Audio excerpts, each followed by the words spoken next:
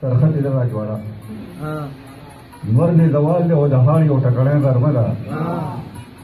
نور دې زوال دی او د هاړ یو ټکړی غرمه ده او یو ماشوم ناست دی او دیوال تورې ته لار ته ګوري سترګې پټې پټې کېږي خوب ورغلی ښکاري بیا سترګې وبخي د خوب د کورګان وباسي دغه ماشوم چې پلار یې تللی د بازار ته سهر ماشوم په تمه دی چې ماله به مامونه راوړي د خوب په کش باندې راپورته شي او تر او تر شي د خوشحالانه په جامو کې نه ځایږي ماشوم په دې بېسوده انتظار کې په ډېر وخت واورېدو په دې بېسوده انتظار کې په ډېر وخت واورېدو آخر غرمه په تېرېدو شو لور په مخه لارو په دې کې ځوک شو دا ماشوم ورته حق بک پاتې شو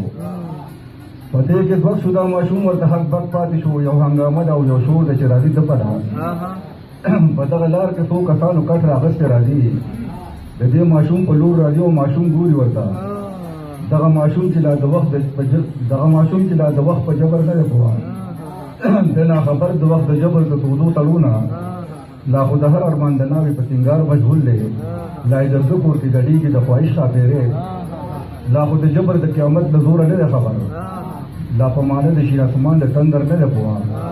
د دغه خلکو د کټ په ننداره ولاړ دی او دغه ډله در روانه ده د ده په لوري دوی چې ماشوم ته شو نږدې نو یو سپین ږیري مشر دغه ماشوم ځان سره ډوب کړو په مخ یې ښکل کړو په ژړغوني شانواز کې بس دومره وویې زما د ده ټوټې زما نوسیه کور ته راځه بچی موږ هم نن د ظالمانو ښکار شو نن راجواړه کې زموږ بله دماکه شوې ده نیا د شوګوره مور د کونډه د یتیم شو بچی زه هم بېمړ شوم د وخت د جبرزور ته پاتې زموږ د چا سره عناد او دشمني هم نه وه چا له حساب به د توی شوي وي چې غواړو بچی بیا یې په واس کومي او چغه کړه او دا یې ویل زما بچیه موږ د چا ته پرې هوښیار ته لاړې کم ارمان د ځان سره یې وړو شهیده زویه د خپل وطن سړي پرور راته دانه وانه کړې دومره زړه کې طرفدار راته جدا څه کوو نو